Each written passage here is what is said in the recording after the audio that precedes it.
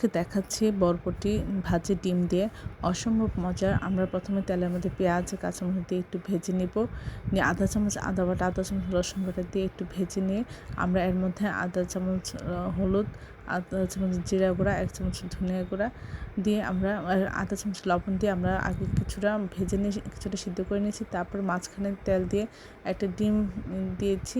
কিছুটা হওয়ার পরে আমরা এইভাবে নেড়ে ছেড়ে ভাজির সাথে মিশিয়ে দিব। এটা খেতে অসম্ভব মজা হয়। আশা করি এইভাবে আপনারা একবার হলো এই রেসিপিটা করবেন। এটা ভাত রুটি দিয়ে খেতে অসাধারণ লাগে। এটা এতটাই মজা হয় যে একবার খেলে বারবার খেতে চাইবেন।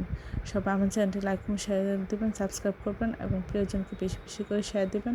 আমার চ্যানেলে সব রকমের রান্নার রেসিপি রয়েছে, আশা করি দেখবেন। আর এই রেসিপিটা একবার হলেও করে প্রিয়জনকে খাওয়াবেন এবং নিজেরা খাবেন, তখন বুঝতে পারবেন এটা কতটা সুস্বাদু এবং কতটা টেস্টি। আশা করি এই রেসিপিটা আপনারা করে খাবেন।